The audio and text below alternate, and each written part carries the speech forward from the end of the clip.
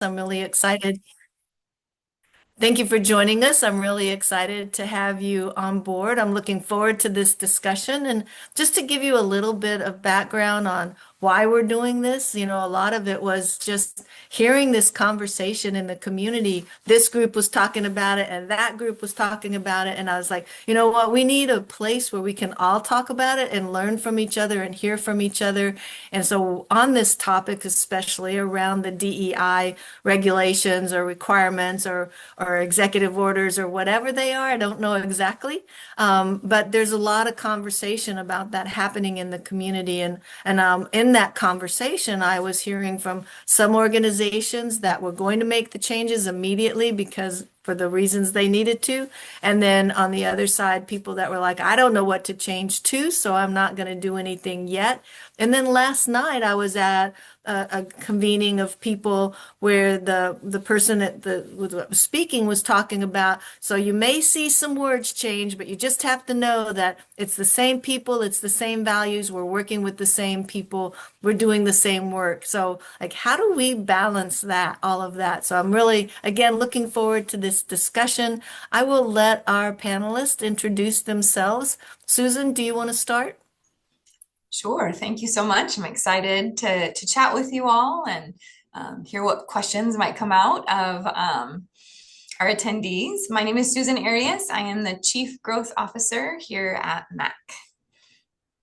Thank you. And Melissa. I am Melissa Peterman. I am the executive director for Townspeople. We're an affordable housing, homeless services nonprofit. Thank you so much. And as I asked y'all to introduce yourselves, I did not introduce myself. Just get to talking, Nancy, and let's just get this started. I'm Nancy Sasaki, and I'm the CEO at United Way. And again, just really looking forward to this conversation. So I'm going to ask, oh, and those of you that are participating, you can see down at the bottom, you should see a box that talks about, that has the Q&A. So if you have a question for our panelists or for me, please put it in the Q&A. And we have people who are monitoring that, and we'll try to get to your questions, especially if they're during the conversation, we'll try to answer them, and we will have some time at the end to answer others as well.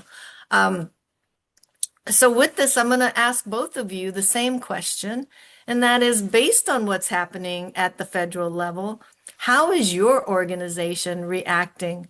What led you to make those decisions and how you're acting, and why did you choose not to? So I'll this time go to Melissa. Melissa. Yeah, I recognize how, yeah, it's a crazy time that we're living in. And it's grossly unfair that organizations are being forced to even think about these kinds of decisions. So, but for townspeople, we historically, we serve folks who are living with HIV/AIDS, lots of folks who are part of the LGBTQ plus community. Most of our participants are Hispanic, Latinx, and so that's just, DEIA is core to what we do and why we exist. And so the executive orders that have come out for in our read of them, they're unconstitutional, and so we don't have a responsibility to follow them. Executive orders don't supersede federal law, and so we do still have the Fair Housing Act. We do still have, plenty, the ADA law. We have all of these things that are actually guiding what kind of activities organizations can do. So we made the decision not to comply preemptively, I think even if it became law, so if the Fair Housing Act was overturned or the ADA rules were relaxed, I don't think it would change our decision. For us, following the orders doesn't just threaten funding. And I know that that's that can't be ignored. It's serious to think about not being able to serve the people that you currently do. Um, but in our sort of read of the situation, it's more than a threat to that. It's a threat to the people we serve.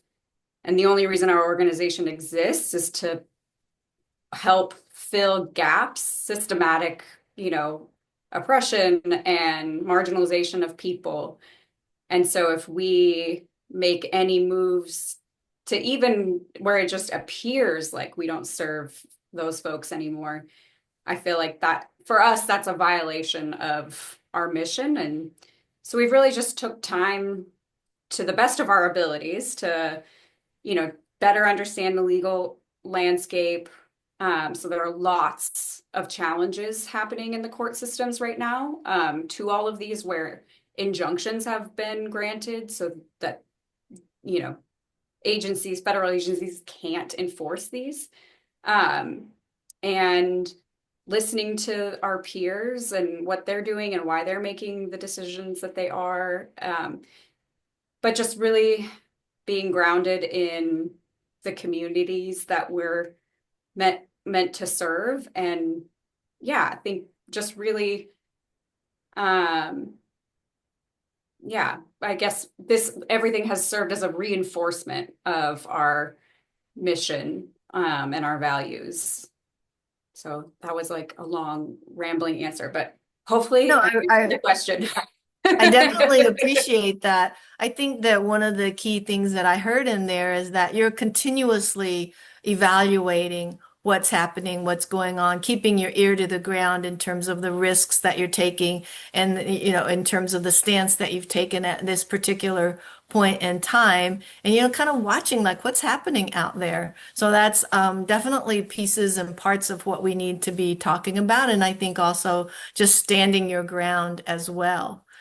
But again, there are also other sides to that, and that's where I'd love to bring Susan in. And Susan, y'all took a different route, so We tell us a sure little bit did. about that. And I love that it's for the same reasons, it Right? was, and I think that's why this is such a difficult conversation for so many. Um, and we all still like it feels icky when we made this call, and we have a $30 million child development program that is 100% federally funded. And so when we were presented with the executive order, which then was followed up by direct mandates through our grants contract that we had and how we needed to adjust our work moving forward, we did comply. And so we made changes to our website. We made changes to our forms that we use for intake through the child development program. And one of the great questions that our board asked, which I was really grateful for, is did those changes impact the services our families were receiving? And the answer was no. And so that's why we felt comfortable moving forward, is that we are still able to provide the same impactful programming across the organization, while shifting that language that we're using. And so we're still making sure that the people who need us most are getting access to our programs and services while complying with these federal mandates that we're looking at right now.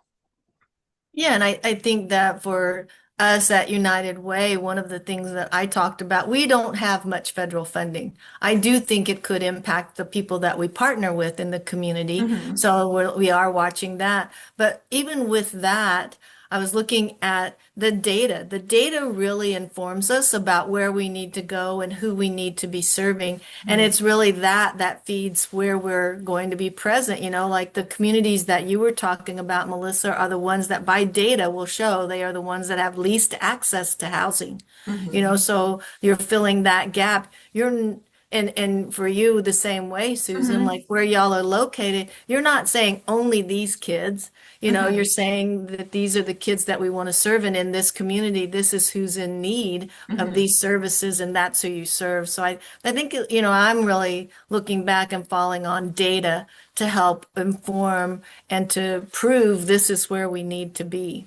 Mhm. Um, And this wasn't the first time Mac made that decision. And so, we've been around for 60 years now, and we were originally the Mexican American Advisory Council.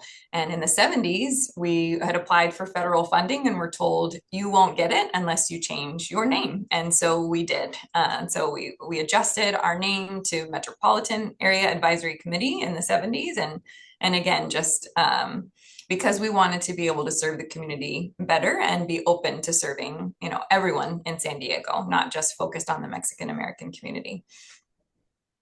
yeah, and then y'all drop that part of it and just refer to yourselves as Mac now, So much right? easier. Yeah, yeah, those letters don't stand for anything. It's just Mac. So that's great. Um, I do see a question that's popped up. Let me look and see if that is, oh, it's a thank you. So it's a thank you comment.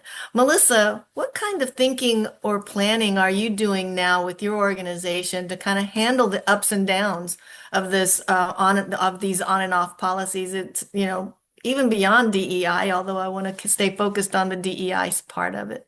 Yeah. So townspeople, the organization is more than 50% federally funded. So we've been doing a lot of thinking about what happens if half of the organization's resources were to disappear. Um, and part of that is, we're having really like transparent and blunt conversations as an organization. So, and talking with the board, talking with staff, talking with our clients, talking with peers and our funders as well, just so that um, if townspeople were to go away, like who else, who's going to be able to step in and support these folks? Or is the reality that there won't be any support for these folks? So we're really I think we're on a dual track planning approach. So we're definitely building contingency plans that include different like budget scenarios. Are there different funding sources that we may be able to introduce to the organization that we didn't have an opportunity to before, but this might create an opportunity for? Are there any policy workarounds for us? We own and operate an affordable housing portfolio. And, if there are certain terms that we have with our lenders that maybe we'd be able to renegotiate. And if some of these executive orders were put in place as law. And then we're also participating in advocacy and joining up with other organizations and different community members as well to like really push for these EOs not becoming reality. And that part has been really reassuring for me, knowing that um and like Susan said this at the beginning, like no one's sort of navigating this alone. Um, so it for at first for a little while, I wasn't sure whether anyone else was feeling the same way that I did in terms of not wanting to comply and not willing to comply. And like, was there anyone else that was going to be doing that? And it's been really great to find other like-minded organizations that where we can build that collective action. So I think the the two on that dual track approach, I think then the themes become um, flexibility because we've got to be creative in how we sustain our operations, but then also like collective action. I think those are the two big takeaways for me. Yeah, and I think that I'm hoping that's what this forum also does for people is to be able to see like, oh, there are some people that are thinking this, and oh, there are some people that are already doing this. So hopefully they'll be able to learn from that in that way. And to you, Susan, like all of us care about DEI. We wouldn't be in the nonprofit space doing this work, working with nonprofit organizations. I know there are some for-profit people that are on this, but they're also working with us because they care about the communities that we serve. And we all care about DEI and diversity. So, given the changes that you have or have not made, how are you communicating this internally? So I think we send out regular updates. You know, we have 500 staff members that we're trying to keep in the loop. I think a lot of knowing that they're getting the same, fire hose of information that keeps coming out, we're trying to stay on top of it. And so we're sending out regular all staff updates. And then what we can be creative with is because half of our organization, including our philanthropy and marketing staff, we are not federally funded, so we get some more flexibility in what we can send out. And so with advocacy and leadership being one of our pillars and our pathways of work that we do in the community, we've been able to send out a lot of newsletters encouraging folks to advocate for their communities. And so that's been another avenue where MAC has really been active and meeting people and sharing what it's public information that we're sharing. And so we're really working hard to make sure that the people we serve have accurate information and know how they can also then advocate for themselves and their communities. Yeah, absolutely. I think that one of the things that we probably all have recognized in the nonprofit world, I'm always struck by the fact that so many nonprofits say, like, we're the best kept secret, right? Trying to get above the noise, trying to get above the inaccurate information that is out there and be seen as that trusted messenger of Mhm. communication, is such a critical component of all of the work that we're doing in the community. And trying to have that good internal communication so that staff feel somewhat reassured, even though we can't Mhm. make promises, and yet also trying to inform the community that, you know, we might need help in the future. Mhm. And with some funding. And what's one of the things that's interesting about one of the questions that just come up is somebody just was wondering, are any of y'all pivoting or adding Bitcoin into the financial picture or revenue picture um, at this point in time? Not townspeople. Um, it just feels like not, yeah, it doesn't feel above board enough for the organization to move into that space. But if others are, I mean, I'd love to learn about the experience and maybe then we change that practice down the road. Susan? So Mac definitely is not investing in Bitcoin, but while I was with Boys and Girls Club of Vista, we did receive some donations of crypto. I don't think know that it was Bitcoin, but it was cryptocurrency donations Right. that we were able to, convert into cash for the organization. Yeah, and I am familiar with a few other nonprofits who have ventured into that space and setting it up much like we do in the receipt of um, um, stocks and bonds. Mhm. It goes through another entity that then sells it for us, and then we get the profit from it, right? But it was not lucrative. It wasn't something that, is going to make any kind of a difference in terms of the amount of dollars that we're talking about that are at risk from the federal funding. And in fact, at that level, even the state is even saying we cannot backfill all of the loss. Yeah. And so I think it's going to be a lot about priorities and how people set those priorities. But based on where y'all are at in this, and this is a question for both of you, what were some of the unexpected impacts of your decision? I know it hasn't been all that long, but so far, is there any unexpected impacts?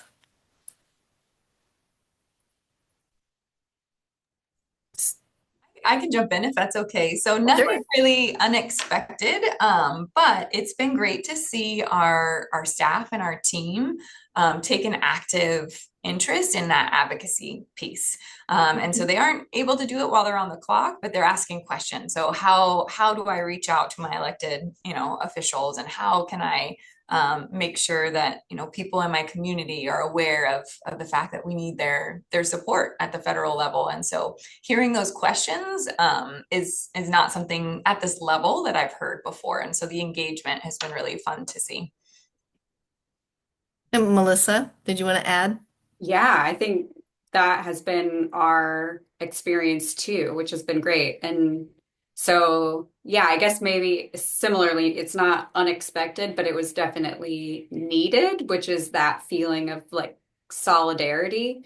Um, we even, not just in San Diego, but organizations across the country are feeling the same tension and getting to um, hear from other agencies in different industries too. Like I've been really impressed with how the education system is responding on whole, with some exception, but and locally that includes our community college districts who are saying no to the EOs, and I think it's brought renewed clarity to like what it means to be mission aligned when the politics are incredibly volatile, and then just being able to have it's opened new doors for people for us to talk to as well. Folks that we probably wouldn't have thought to communicate with about how do we collaborate if not for this like awful situation that we're all facing. So um, that solidarity I think has been really beneficial for us. Yeah, I think when I mentioned it to staff, I was surprised at the sense of relief when I was talking about the fact that our work is not going to change. We are going to do what we can to continue to do the work that we're doing. And we're also going to provide you with resources on what can you do if something were to happen. If you heard something, how do you talk about that? And wanting to make sure that people had that information, but also knew that they could count on us to be who we are and to represent that in the community. And I just could see people feeling relieved by that in this time when it feels scary for people, to hear that one of my staff say something like, on my passport, it identifies myself as X. And so I'm not sure I can travel outside of the country, and get back into the country because I'm not recognized. To have people worried about family members and all of that kind of thing. So just for them to have the reassurance that we are going to be who we are, serve who we serve, we are going to stand behind that. And like y'all are both talking about having that conviction to our mission and to the work that we're currently doing. We're going to do the best that we can with whatever comes down the pike. That's for sure. Um, what have you noticed about differences in how funders are responding to this particular issue? How, if you did or did not change the language, but how are other funders, not federal funders, but other funders responding? I'll start with Susan this time. So it's been a mix for us. So we had one of our partners call us on the day the executive orders came out and said, "All right, what are you going to do about this? We love supporting this program, but we also want to make sure that we aren't in trouble with the federal government and risk the business that we Interesting. do with the United States." And so we had a really great conversation about how, again, Mac was shifting some of our language, but that the programs and the implementation, really the services provided weren't going to change. And so I think they were really grateful for that. And we were able to play around with some ideas of, okay, we know that we can't say this program is directed at this particular population, but we are going to still continue advertising in the same spaces, in the same communities, using the Spanish language, like we always have. And so we are going to continue reaching these folks. And then we've had some other funders who said, please make sure your application this year is, explicitly clear, or we can't fund you because of this. And so we've seen the range currently. Interesting. Mm-hmm. Melissa, what has that been your experience, or what is your experience? Since most of our funding is federal, we don't have as much private funding as I would like. So I've mainly just been watching what's happening on in private philanthropy on a national scale, and Mhm. I've been impressed with the advocacy that some of the like larger very recognizable foundations are doing. So I know like the MacArthur Foundation, I think wrote an op-ed about why it's important for nonprofits and foundations to choose resistance.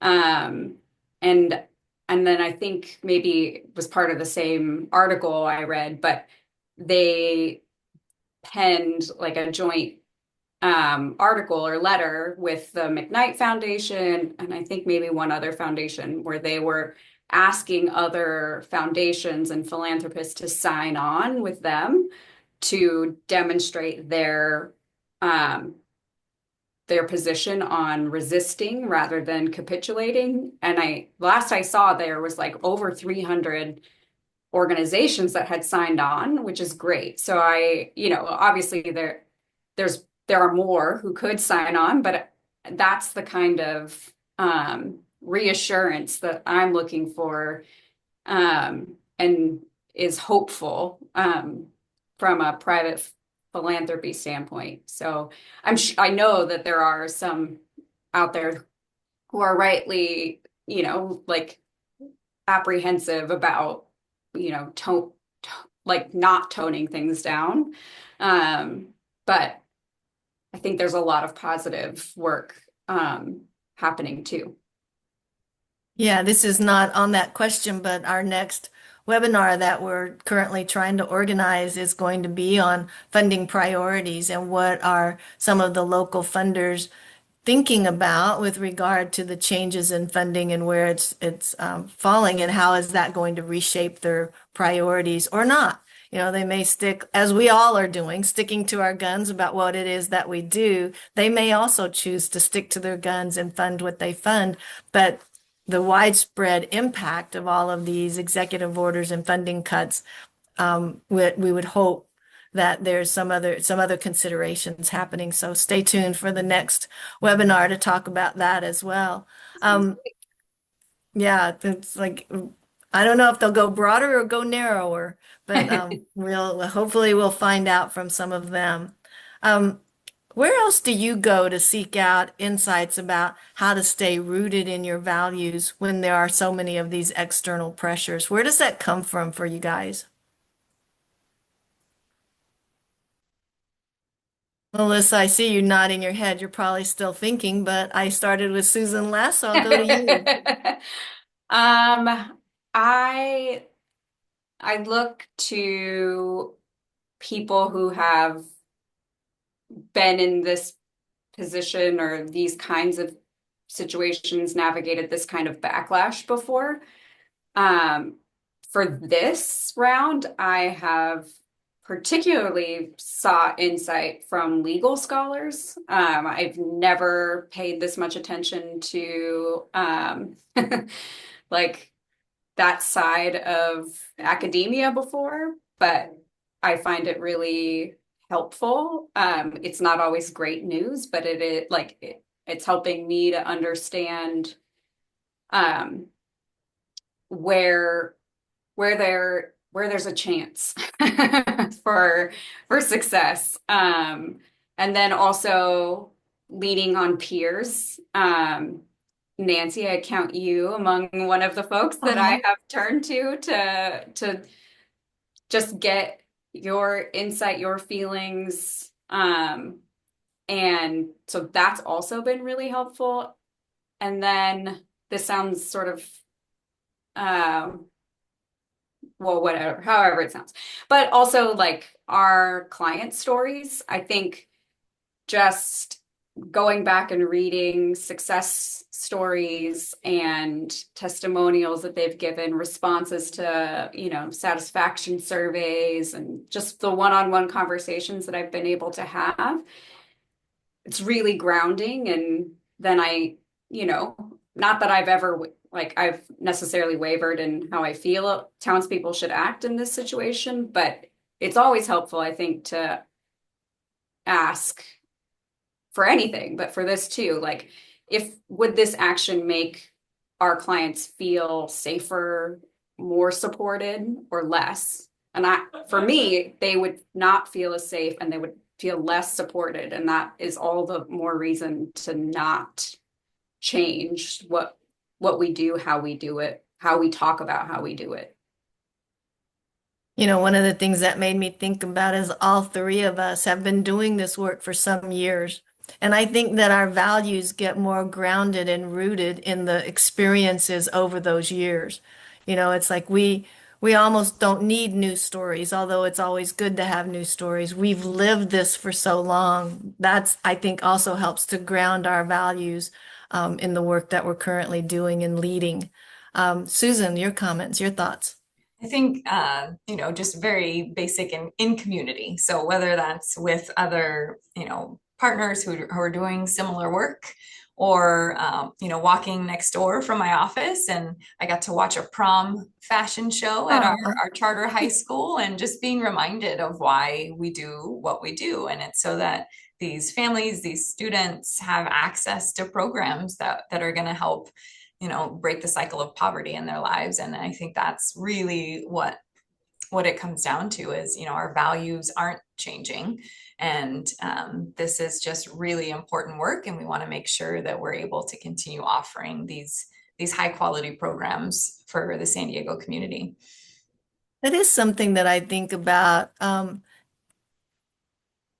I think about in terms of all of the work that we've been doing is that we do go back to community Mhm. to remind ourselves about what it is that we are doing, to see those people and the joy in their faces when they're doing a prom fashion show, like that, because they feel safer, because they feel like they have a place to go, because they feel like they have a community to Mhm. go to because of the work that we're doing. And sometimes for all of us, maybe all of us, I think we're that step removed from the actual on the ground in the field work, that to be able to have that experience and to get that reminder, even Mhm. sometimes for me, just hearing the stories that staff are talking about of the people that we're serving, it really just reinforces why I believe in the work that we are currently doing. We do have a comment that just says the saddest part of the current policies is the increased marginalization of vulnerable kids and families. Mhm. And we do all see that in our work. I guess if we played that out, and these things were to go into effect and go into play, as the budget just got passed out of the House, what do we think the families are going to feel and do if this all comes to fruition? Susan, your turn to start. So I think, we don't really have an answer for that right now. And so I think right now, as we stand, we're still that safe place in our communities. We're still an organization that can host, the Mexican consulate, to have a mobile consulate, and our families are still going to come and attend and receive the services. And they're still sharing their stories with us so that they can get connected to the resources that they need. I think, right now we've been told that Head Start funding is safe for one more year. And so that means 1,300 families are still able to go to work every day, and have free childcare so that they can continue, working to support their families and continuing their education. But I think, it's just hard to know what that might look like. if those programs go away, it would be devastating for our communities. And I think that's where that advocacy piece and really staying ahead of this are important in making sure that people know that, you know, MAC existed before our child development programs were created and grew to the size that they are, and we will continue to exist if someday that funding goes away. And we will continue serving the community as best we can with whatever we have available as resources. And I think collaboration now is more important than ever across organizations to make sure that we can continue meeting the needs of the families that we're serving. I think one of the really strong points about us as leaders is that we have an optimistic view of the world and the future going forward. I think the challenge for us is then to do to figure out what are the realistic worst case scenarios. You know, it's not in our nature to go to the worst of the worst and dwell in that space. You know, we're not inclined to be thinking about like what if that really happened and and what would we do in response? You know, yes, we would continue to serve our communities, but how do we let go of those people that we care so much about that we want to continue to see and serve? And you know, so I think that that's a positive and a negative for us to be such positive thinkers and have such a positive view of the world. Melissa, what do you think about the question about communities? Um, well, I will say that this has been a time where I'm grateful for my generalized anxiety disorder because I do often live in the worst of the worst case scenarios. So I'm glad that I'm able to put that anxiety to better use right now. But from a community standpoint, for the people we serve, people are scared. They're reading the same headlines that we are. And we're not, we're not sugarcoating the reality with our clients, but we're also not trying to like make them live in like utter fear all the time. What we're saying to them is we plan to be here for the long haul, right? Like we're not here for the length of our contracts. Like we're here to help you, and we're doing everything that we can to ensure that we're able to do that. Um, and I think us being real with clients has, while it doesn't necessarily ease their fears, it does help build trust between them and townspeople so that if the worst happens, it's not because we did nothing, or we gave up early. So I think is for townspeople and our folks, that's been the reality as of late. Hmm. Susan, if ever you want to jump in and add on, please feel free to do that now that we're well into the discussion. But I did have a comment and a question from some of our participants, and one is kind of going back to what you said, Melissa, about the universities and their alliance that they're offering kind of a mutual defense compact, and so to speak, and looking at how they can have a kind of defense fund that they're all pulling from to try and do this advocacy work. And the question is there any opportunity for the San Diego mission-driven organizations to band together in the same way, to formalize and join efforts? Are any of y'all aware of anything similar happening statewide even? As California is, probably right in the crosshairs of the target, right? I think locally, I've seen a couple of opportunities. One with Alliance Healthcare Foundation. So they had some convenings with their grantees where we were able to kind of discuss different topics amongst each other. And then I know, there have been some joint letters to, the city of San Diego as they're going through budgeting as well, where different organizations have signed on or sent their own. We decided to send a separate letter because we needed to change some of the language that was used, and we didn't want to focus just on the Latinx community. We really wanted to focus on the broader needs of San Diego, which again, if you think about the communities that need us in San Diego who are facing poverty and discrimination, that it is a big part of that. But so yeah, I think I've seen a lot of that, and there are different coalitions that are forming. USD also, I feel like, has had been leading some conversations with different nonprofits across the region. If you're looking to get more involved. Yeah, I definitely think that there are some really rich places to get involved in the conversation. I love to see more that are able, and I'm sure they're in the same place we are, trying to evaluate what is going on, where are the gaps really going to be, where is the funding really going to get cut, and some of them looking at like, then where will we put the dollars that we have available, right? And not having the big coffers that some of the big universities have, in terms of what can we do and where would it be most useful. And I think for some foundations too, they've never really had an advocacy funding component to the work that they do, and some of them even specifically disallowed it. So I think they're probably having some of those conversations as well, as we see that advocacy is going to be a key component to this. I don't know, Melissa, did you want to add to that in terms of where else you might be seeing some of these conversations or opportunities cropping up? Yeah, I going back to the question about who do I look to, or where do I look for like insights on how to navigate everything that's going on right now. Community organizers are like a huge resource. I am a novice at community organizing.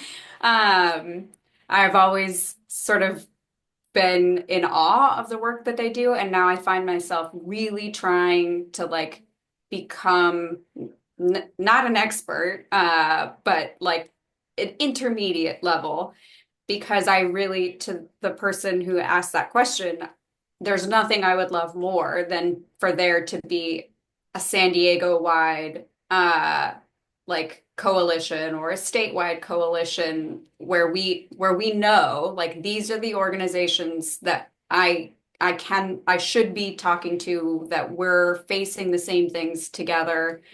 And I am envious of what's happening at the university and college level. And it makes me think about how, at least in my field for like housing and homelessness, how fractured we are, where that hasn't like come together. There's not been a conversation amongst San Diego homeless services nonprofits about let's do this. Like, let's all write a letter jointly to our representatives saying, no, we're not gonna do this and we want you on our side. So if anyone has ideas for how to get that going, I'll happily participate. But Yeah, I know that that happens, it's happening nationally, right? And so like for homeless service providers, there were five or six cities that are suing HUD right now over the new contract language that's in continuum of care funding. I wish that San Diego was part of that lawsuit, but I'm happy to see that, at least to know that those municipalities recognize the harm that would come from these new rules being implemented. So yeah, if I'll put my email in the chat, so anyone who is aware of or interested in helping to like pull something like this together, I'm down. And I just want to add to San Diego and Imperial Counties, ACLU has been someone that's been very active, or an organization that's been very active that I've been following and getting resources from as well. So that's another great place to look. awesome. Awesome. Thank you. kind of going in a completely different direction. I'll make a comment to you, Melissa. There was a comment in the Q&A that somebody thanked you for your anxiety comment because they feel like they are also in that same space and understand the impact that it has. So somebody that was listening definitely aligned with that. But kind of going in a different direction. There was a question also that was brought up, as we all know, like all of us have been in this work for some time. We all know about diversifying revenue, right? And we've talked about that for years. Some of us have done it. Some of us are trying to do it. Some of us have relied on what we had. And now we're at this place where not only did I not do that, or that I was working on it, or that it's not enough now, but somebody did ask about anybody thinking about social enterprise. And I kind of think about that in the 90s. I know that identifies about how old I am, but in the 90s, there was a lot of discussion in San Diego County about social enterprise. And there were some that tried to do something around social enterprise, but not successfully. Of the social enterprises that exist, so of the social enterprises that exist, one of the big ones that we all know about are Girl Scout cookies. Now, we don't think about it as a social enterprise, but the Girl Scouts aren't in the business of making cookies, but their business of selling cookies really provides a large revenue stream for them. And so that's a social enterprise. I have seen organizations try to start a social enterprise based on the services that they already provide, but try to expand that to maybe a group of people who could pay for the services that they already provide. And invariably, you start getting into a conversation about, is there a double standard? That because you can pay for this and you want some more services on top of it, should we provide that and not provide it to those that are not paying for it? So, run into some of those kinds of issues when we talk about social enterprise. But I don't know if either of you are in the stage right now where you're thinking about, is there a social enterprise that we might be able to launch, and what would that look like? Or what are you thinking on that? I saw both of y'all nodding your head, so like you can go off mute at the same time. I think Susan got off mute first, so you. Okay, there you Thank go. you. So we actually just launched year one of our 3-year strategic plan, and diversifying our funding is a big part of that. So just in time for all of this to shake out.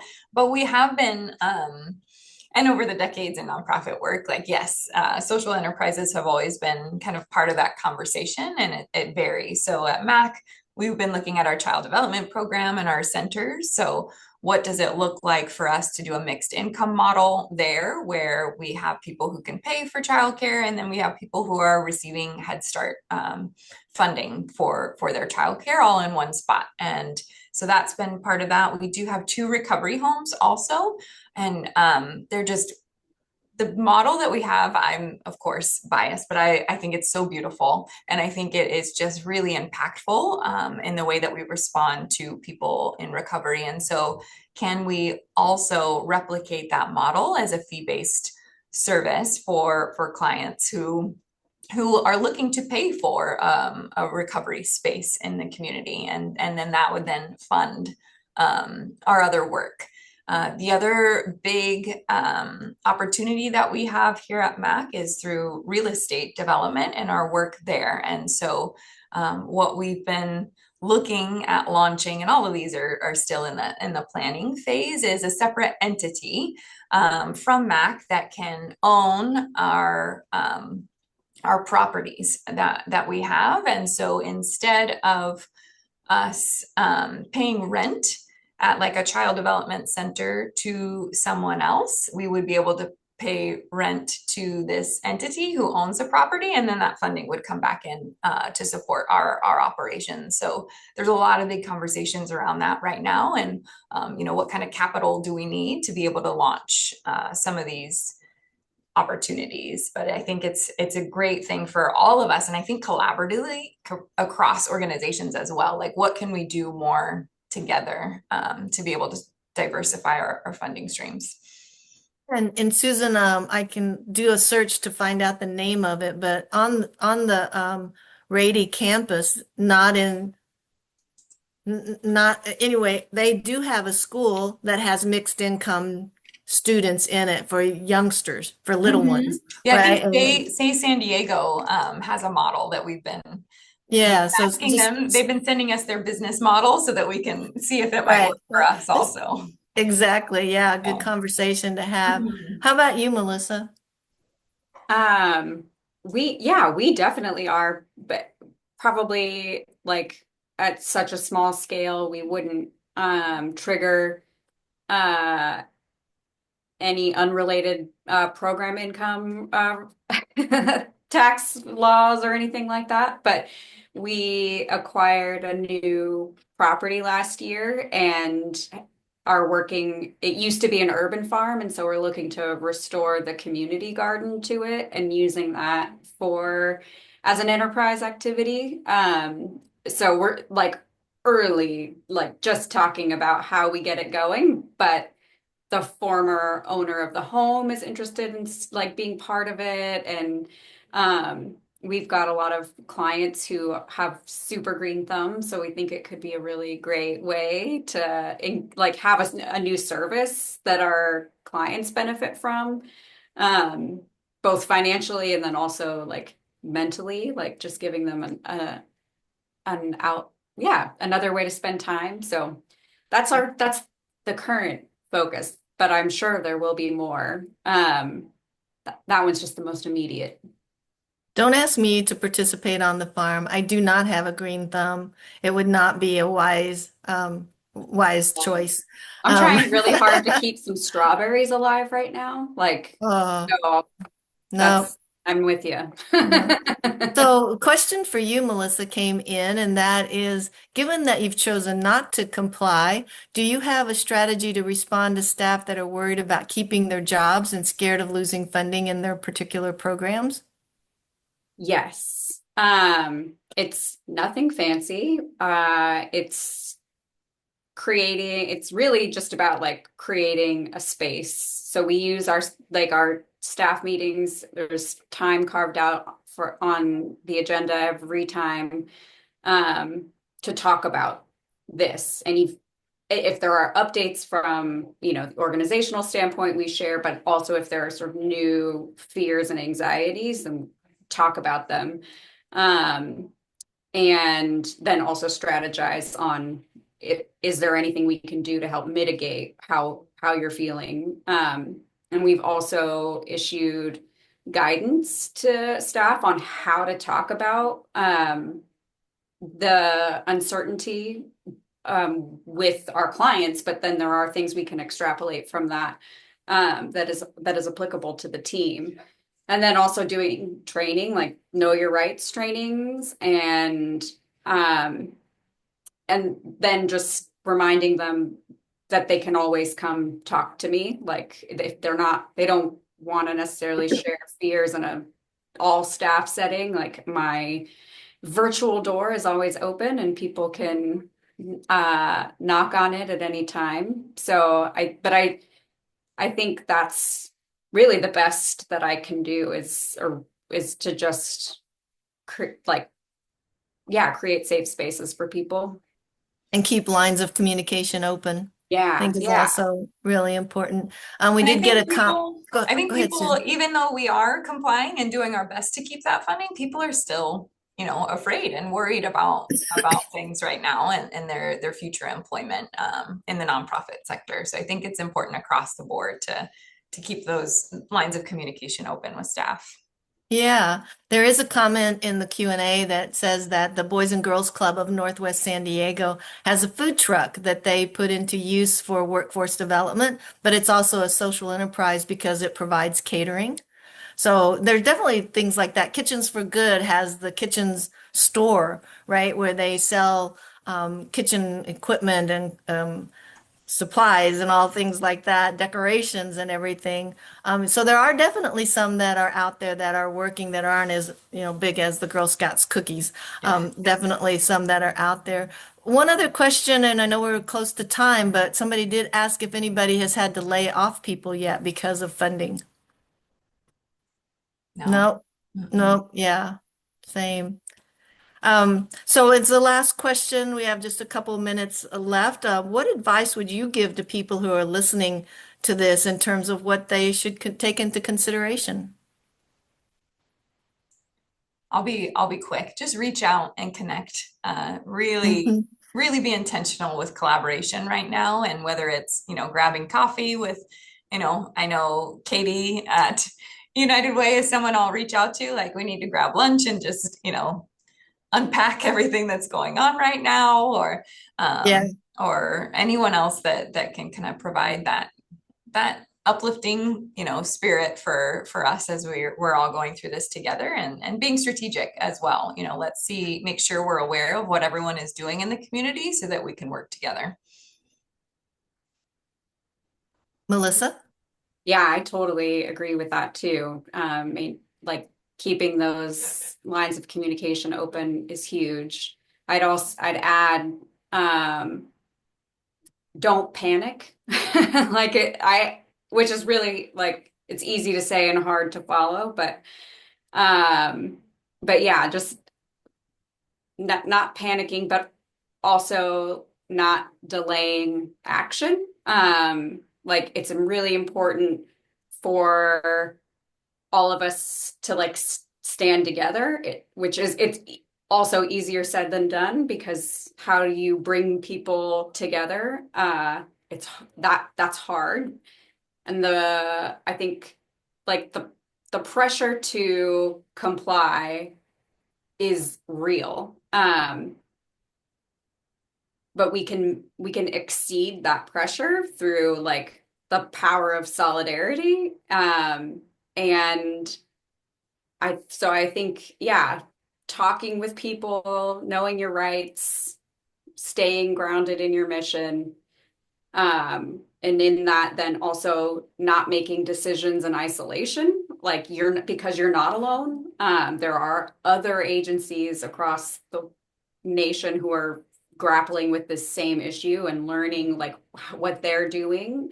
I think is really important before committing to a change, and also just being like reasonable with yourself that like you don't have to have everything figured out. uh no one does. We're all just doing our best. But I think um yeah, I just can't overemphasize the need for connection right now. That's my biggest advice, I think.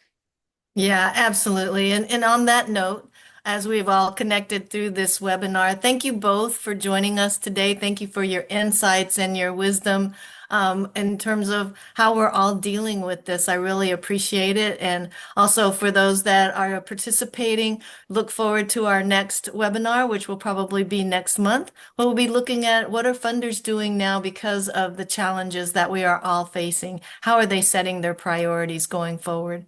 So again, thank you both, Susan and Melissa, for joining us today. I really Thank appreciate it. you. Thank you. Absolutely.